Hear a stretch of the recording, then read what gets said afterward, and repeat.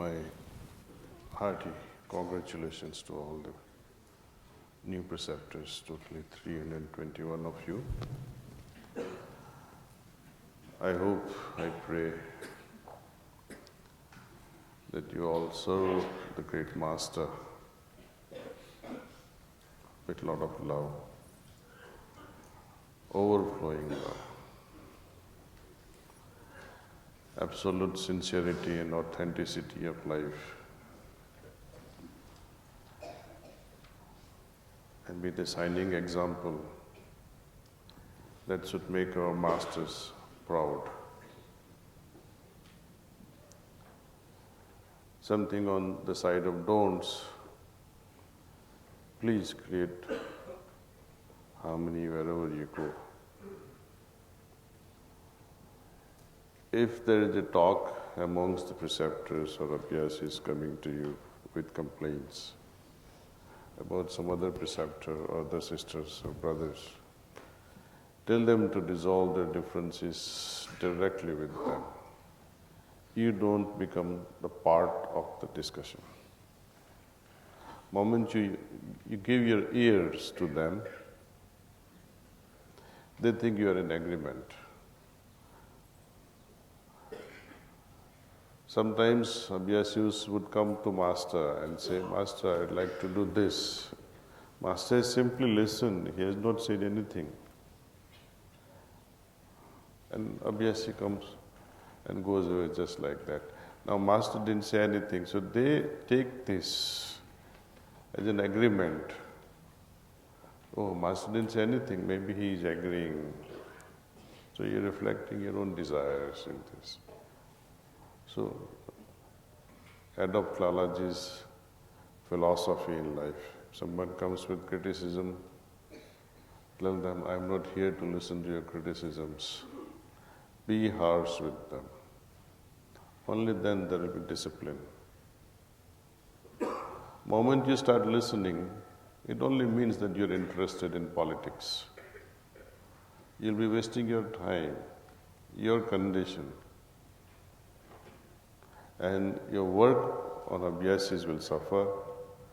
And the moment your work on abhyasis suffer, to that extent, you have not dedicated your life. You have not served the Master in right sense. Without an exception, be blunt with those people who come to you for criticism and politicizing the whole thing. We belong to a pure system. Sahaj Marg is a pure system. Let's keep it like that, pristine and pure. Let's move on to our Maxim business. Maxim number 8.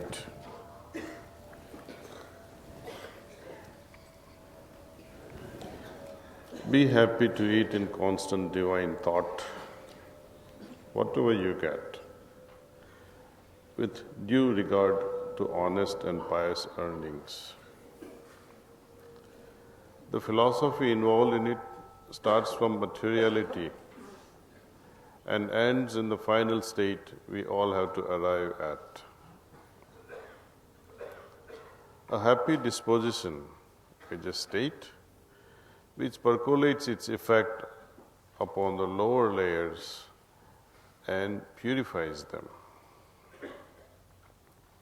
This is a state which may aptly be taken as that next to the divine. Fixing our thought on it means taking into account that which is our final goal.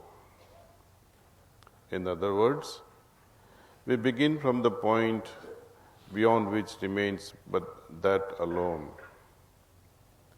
This is the warp and woof which has been interwoven by nature herself. We may call it as material aspect of nature, though materiality be only for name's sake, which reveals the nature of the real being. The word materiality is used for it only because, after all, it comes into the human conception.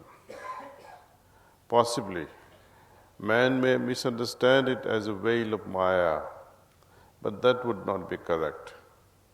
This is in fact the state which pervades the entire sphere of Maya. Now we fix it up in our thought at the time of taking our food. So the effect filters down on the substance which is there. When we eat, the effect taken in by it enters our body and begins to spread all through our veins and arteries. In other words, we have utilized to our best purpose the thing which we take in from outside. The particles and atoms of the body begin to get purified. The impulse of thought created thereby combines with the food and helps to promote our physical and spiritual health. The power of prana being all pervasive, nothing is free from its influence. It is inside the food as well as outside it. We apply the push of our thought to it, which brings it to a state similar to that which causes spark by friction, though it is somewhat different and purer. That which springs up by our contact with reality leads us towards the supreme, and power below is not being capable of the job. Even imagination has no access to it. This paves our way to the infinite. Thus, so much distance is covered so very easily. Our rules provide for making food in the remembrance of God. All our actions should likewise be such as may be helpful to us in the attainment of the ideal. While taking the food, we fix our thought upon the ultimate, which we have finally to attain. In order to take,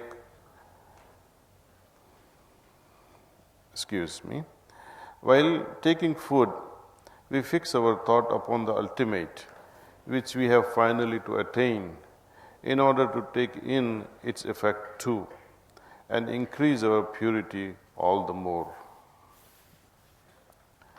We have originated from purity.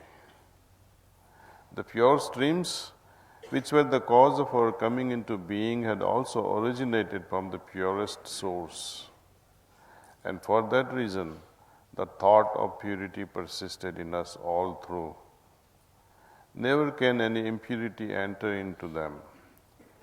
Not even the ravages of time could affect them in any way. Now, because these currents had come from a very powerful source, they were permeated with absolute purity. These currents are really the result of the action of the original stir which had caused the creation and which were perfectly pure. Whatever came into existence through their medium was also perfectly pure in its original state.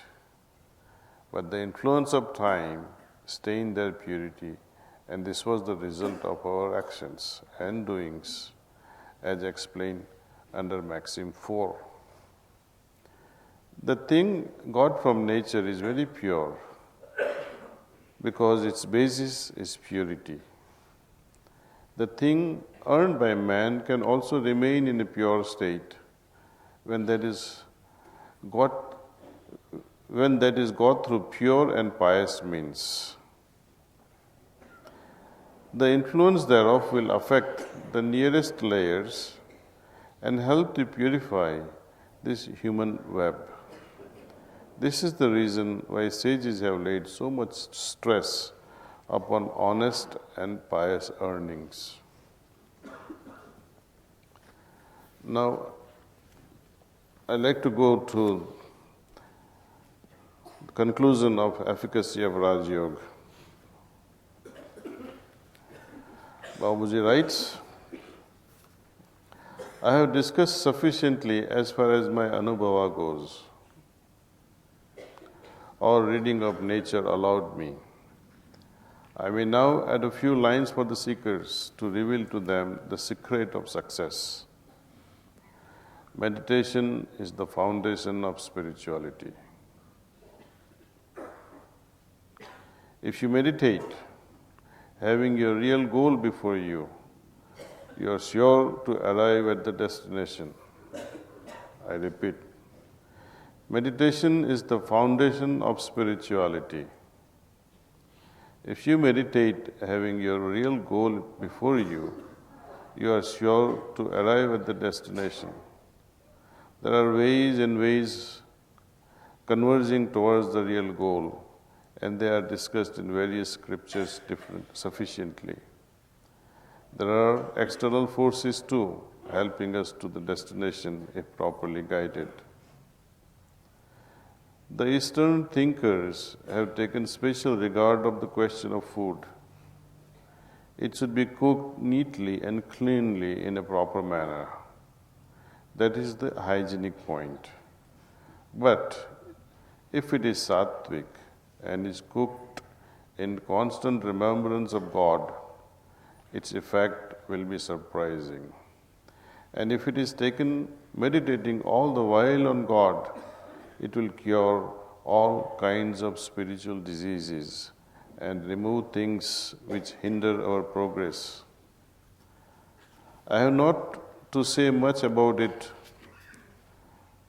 I have not to say much about it as it has already been dealt with sufficiently in our books. But neglecting altogether the really essential hygienic and spiritual basis of food, we must not be whimsical, thinking that it is defiled if merely touched by one other than of a particular sect, even though he be more innocent, pious, and spiritually elevated. Hindus have experienced sufficiently and ought now to realize that the present-day policy of food is neither social nor spiritual. In support of my views, I quote below the words of Swami Vivekananda ji, who is an authority on spiritual subjects.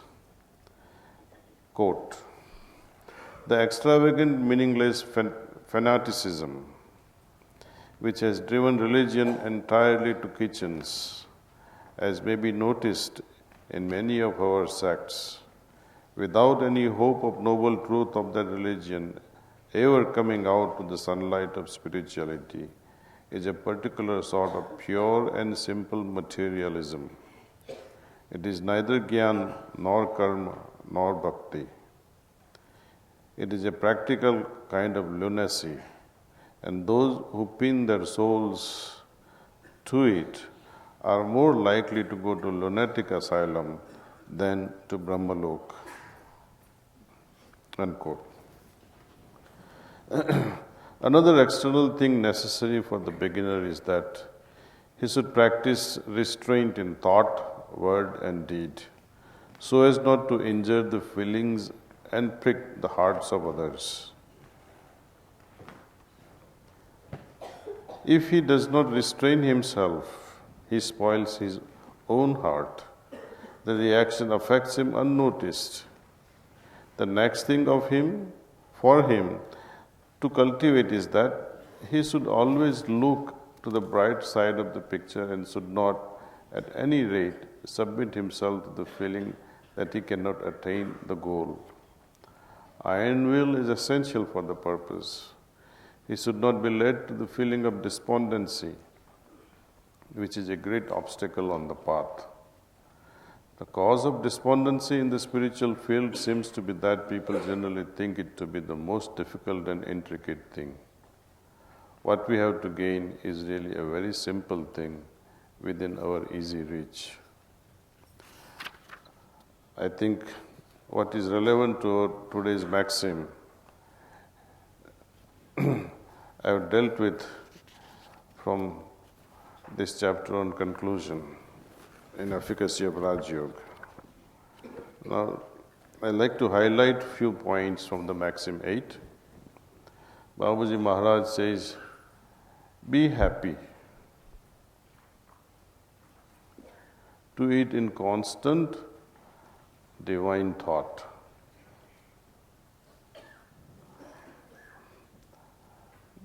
Whatever you get. So highlight is here, whatever you get. Okay. With due regard to honest and pious earnings. So we have to understand here how to do all these things.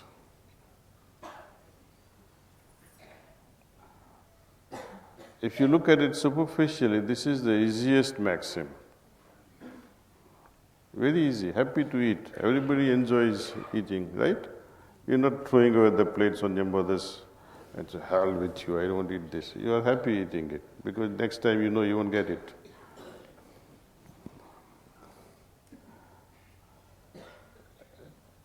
Constant divine thought. I think Sahaj Marg is an expert in constant remembrance, so I don't have to teach you this monkey game. You know, there is a nice proverb in Gujarati. Vandra ni nisandi na pai. It means you don't give a ladder to a monkey. It knows how to jump. It knows how to climb. If Sahaj Marg is to be taught how to remain in divine thought, then that will be a tragedy. You all know, you're fully aware how to get into that on moment's notice. Instantly, you are in that realm with Master. Problem comes, whatever you get, see. There we need to practice more how to make things acceptable. And with due regard to honest, I think in modern days it is becoming more and more challenging. Dishonesty is considered to be the norm of this modern era. And on top of that, Babaji says, not only honestly earned, but pious earnings. Let's understand what is pious earnings.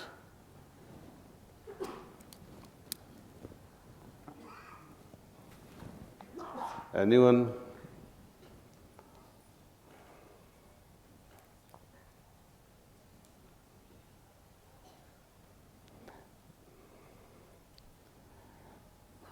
Please think over this very deeply. Honest and pious earnings. These are the key words here, pious earning. What I understand by pious earning is all the act that we perform in earning our day-to-day wages, moment to moment, we interact with customers, we interact with nature, we interact with so many other people. Everyone at some level is involved in some sort of serving. We are serving some individual. There is an exchange. Even if it is intellectual exchange where you earn money or legal advice or medical advice, how to make such acts mental or physical, intellectual, at all levels, how to make these actions pious. I must be so much absorbed with the purity that is prevailing in my heart,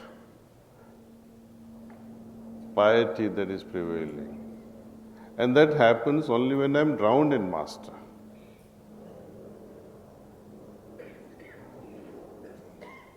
So solution is there. Babaji Maharaj has put that thing in the conclusion about meditation is the foundation of spirituality. So without meditation, it is impossible to touch the dimensions of purity, states of purity. You cannot even have even a minor spiritual state or a condition without meditation. Often people do meditate, but they have no interest. They meditate to make parents happy or boss happy, or as we are seeing in C Connect and U Connect programs, professor says, so the students, they end up practicing heartfulness. The boss in the company meditates, so the rest of the gang will start and say, oh, lovely, we're going to also meditate. Okay, in the beginning, for a month or 2 months, it's fine. But if this becomes a habit, that you are doing it to satisfy someone, then this habit will ruin your life.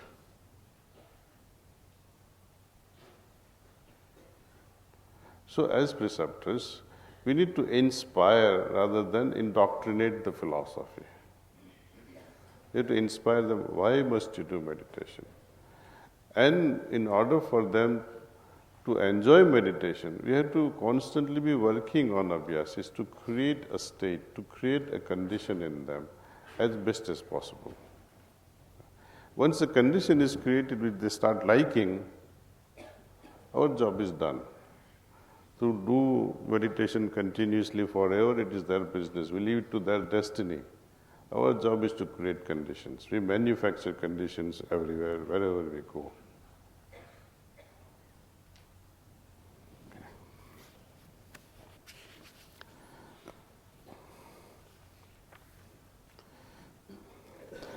I would not elaborate more on honesty because a lot of people will get offended if I speak on that, without an exception.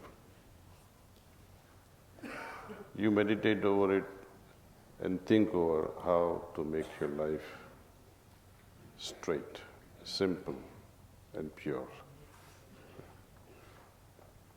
Every day you do anga panga and you say, oh, I'll remove those impressions in the evening, or I'll go to some preceptor and get it cleaned up. It doesn't work like that. Who is gossiping around here?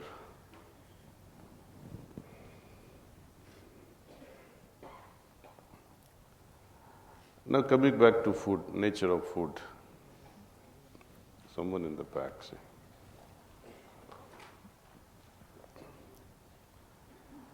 We have 5 koshas.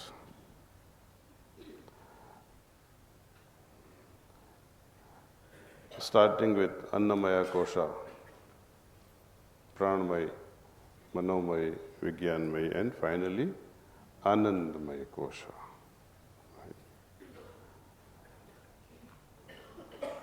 Master puts it very brilliantly, the aspect of Annam, food that nourishes the physical body. He also says how we educate ourselves at a various level, through various means, various methodology, and enrich our Manomaya kosha, our mantle, our mind.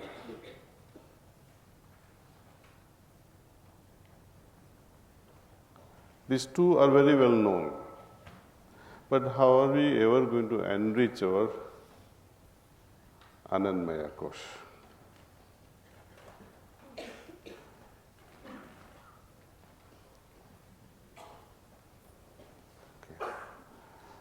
This particular maxim is working at many levels. If you see, Babuji has touched upon all these layers with simple words. He talks of food. Here he literally means food consumed because we are hungry. The quality of that food.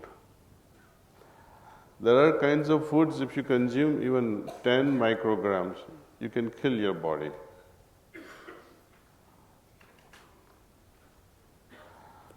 There is other side of it, what is described as amritam. physical body can get easily rejuvenated.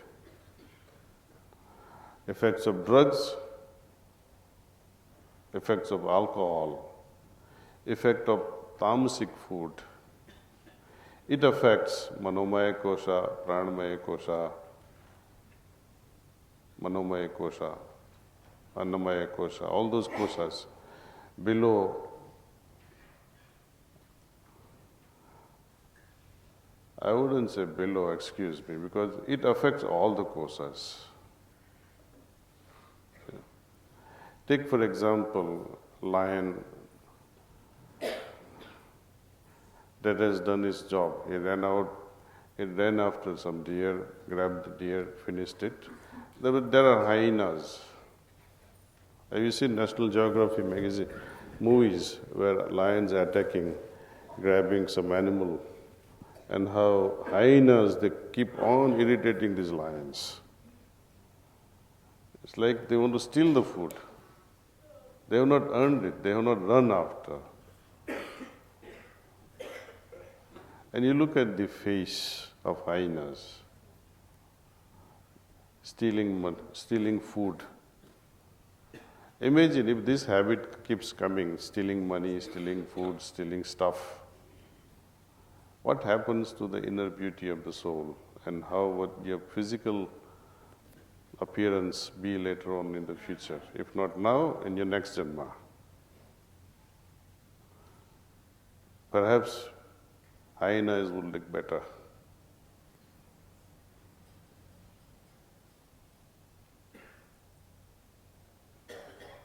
We have to pay a lot of attention to this aspect of grabbing things.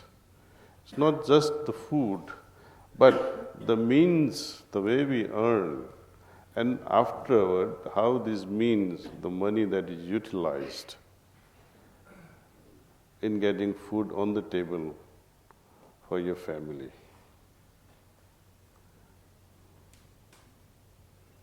It affects all. You think you have done a wonderful job, you are giving a lot of good things for your family, you are giving a good lifestyle to them, but actually you are ruining them when you earn with dishonest means. Guaranteed. This is what we call the side effect. Your wife had nothing to do with your earnings. Your children had nothing to do with your earnings.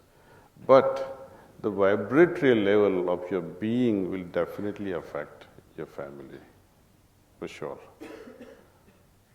Good things don't affect so easily, but bad vibrations, they are caught up just like that.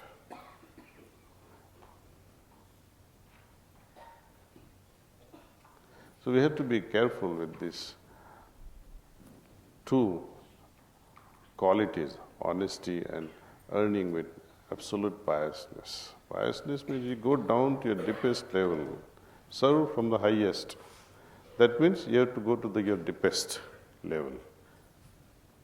Serving from the highest level of our being means go to your deepest level and from there you start serving.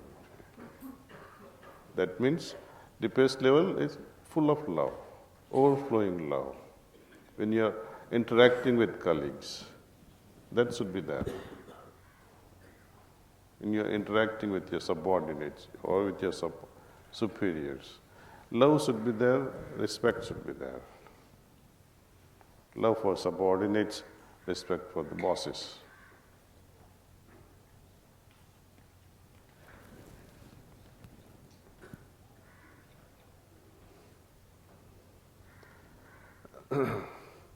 Qualities of food, I think we have discussed at length on numbers of occasions, but just in the passing to complete the topic, I'll touch upon that. We have mineral kingdom, plant kingdom, animal kingdom, human. And among human also we have sages and sinners, saints and sinners. Right? Would you think of beheading sage Vasishtha and cook him in front of you and eat him?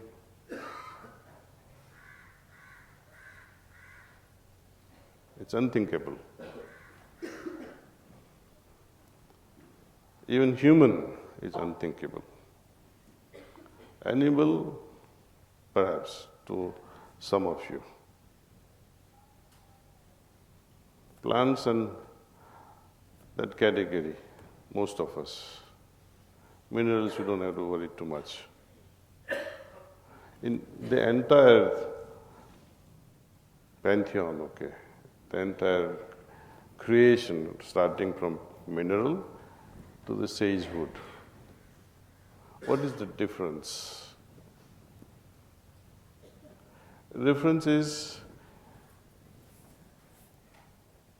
at three levels, between the three things: grosser body, subtle bodies, and the soul, the causal body. Labile nature means the freedom with which they are configured. In a sage, all three bodies are separate. At will, his subtle bodies can travel, his causal body can travel. He can be here physically, but he can be in multiple places. For most of us, all three things are here.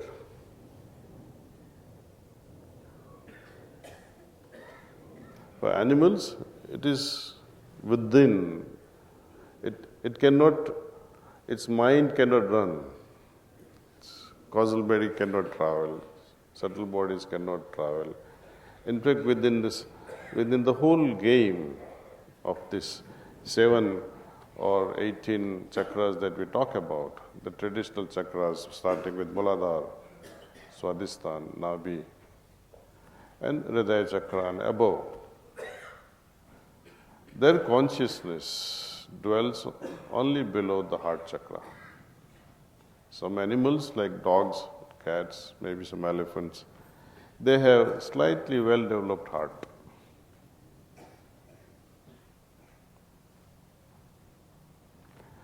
Plant kingdom, as Lalaji Maharaj says, these three bodies are almost superimposed, inseparable. But even there is some level of separation which I have shared with you, that trees like people, you can cut a branch and put it in another soil, it will grow. You take acacia, you cut its branch and put it somewhere, it will not grow.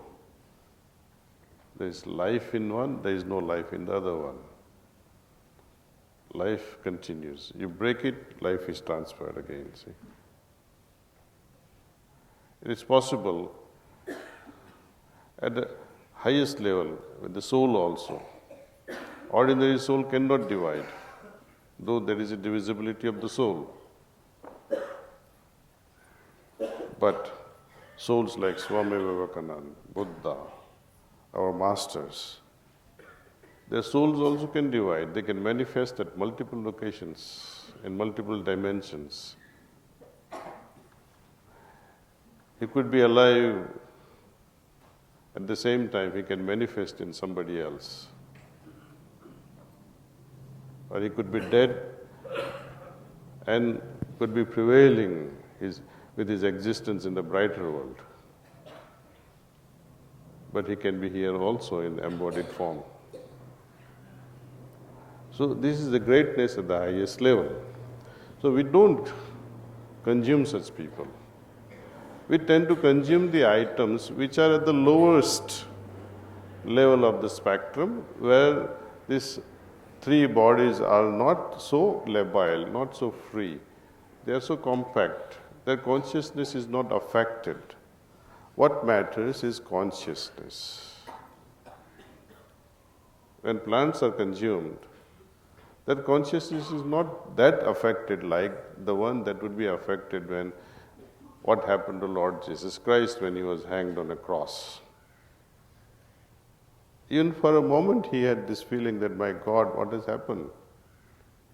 And later on when he comes to his divine wisdom level, then he said, please forgive them for what they did. They don't know what they are doing. That's a different thing. But imagine what happens to his consciousness. Every cell of the body is vibrating with some level of consciousness. And person who would want to consume such, I don't think they are human being, or even animals would not do such a thing.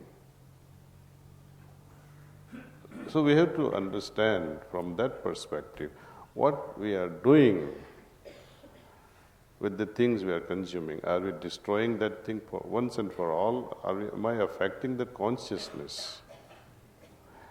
Imagine aliens attacking this planet and scooping every mother's embryo and eating them like eggs.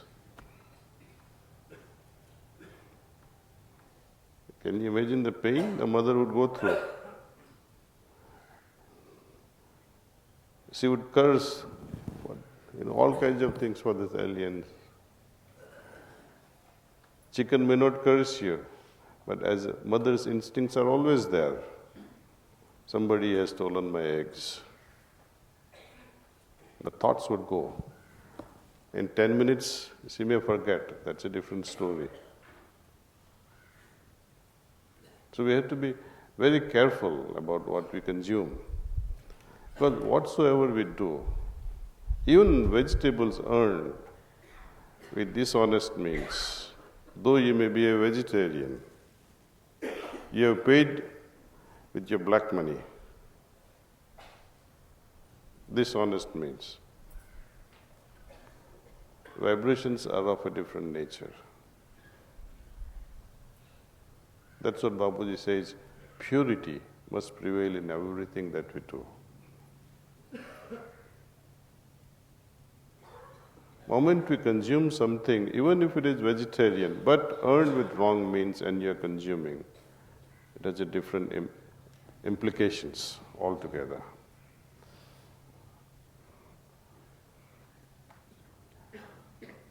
And thinking that my lunch is not complete unless and until I have my rasgulla.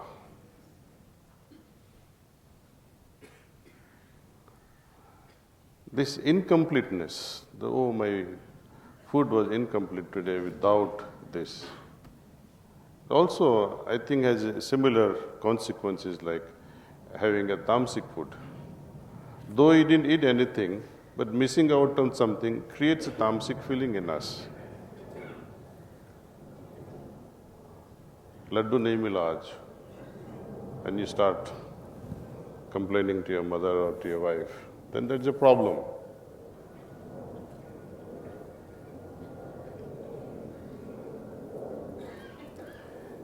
There were many experiments with done with dogs and cats by Dr. Paulo. Specific conditioning of a dog that you already know. He rang a bell and trained the dog. So each time it rang, he comes running, salivating for food. One day he rang the bell but didn't give food. The dog was still salivating. It's a physiological impact. It's a specific conditioning of a dog. So we are at some level dog-like. We are conditioned by circumstances. He had very interesting experiment done on cats. He would feed cats and measure this digestive juice is secreted in cat's stomach. He would measure that.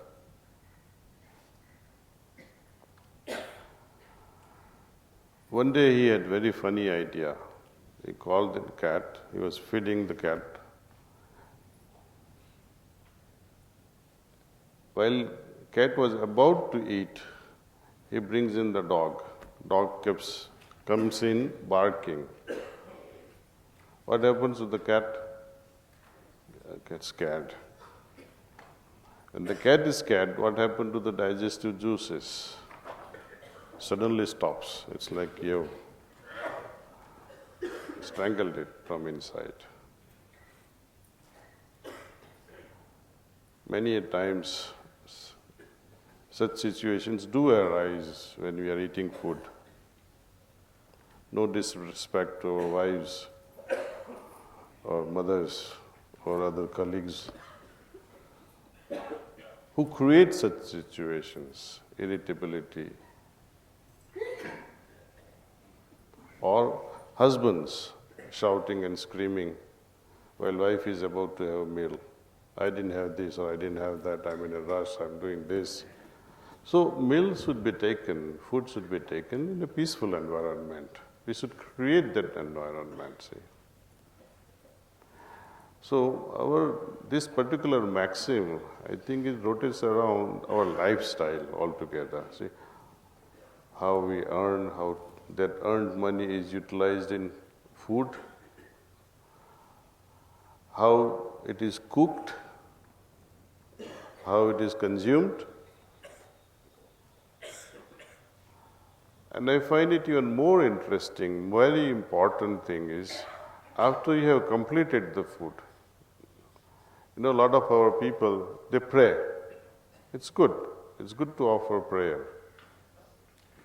But let your heart melt, rather than eyes closing and things like that. Let your heart move with a lot of love. Remain prayerful.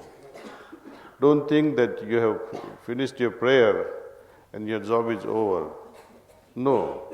Just as our morning meditation is completed, but don't think our job is over as an abhyasi. Meditation in the morning is just a beginning.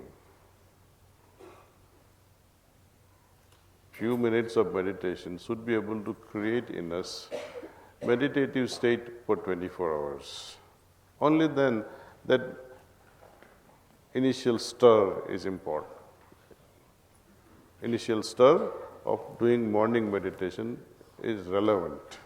Only if we are able to extend these few minutes of meditation to longer and longer duration. More and more extended meditation we have with open eyes. Meditativeness all throughout the day.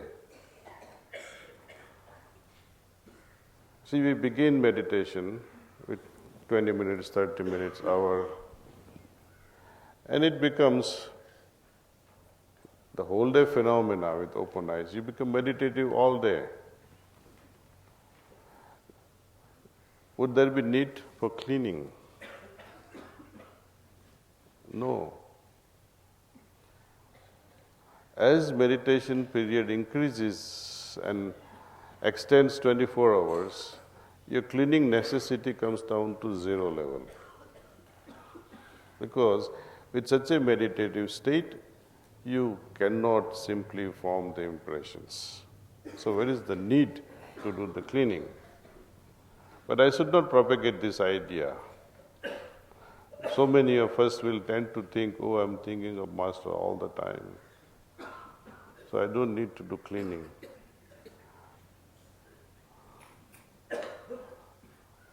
But a real disciple would always think, oh, though I am meditative all the time, though I am in such a good state, I would still do the cleaning. Because when we don't require to do the cleaning and yet we do the cleaning, that experience is altogether of a different level. Try to come to that phase in your life, and I pray that it happens soon for all of us.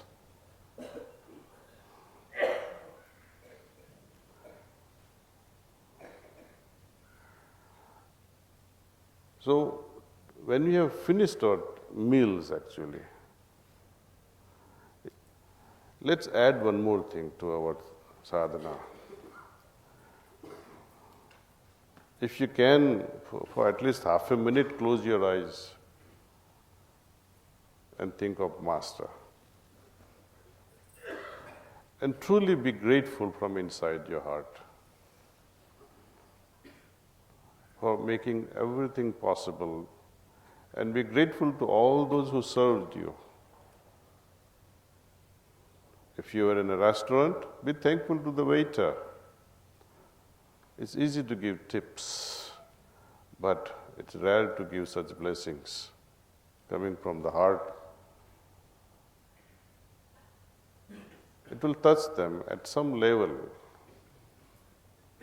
And more than that, you will be able to invoke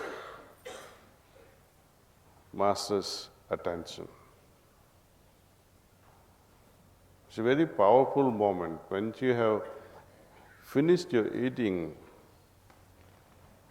in divine remembrance, grateful for everything that has happened. And you end this with this sweet dish of thinking of Him. Sweetest dish. I think it will surpass all rasgullas of the world.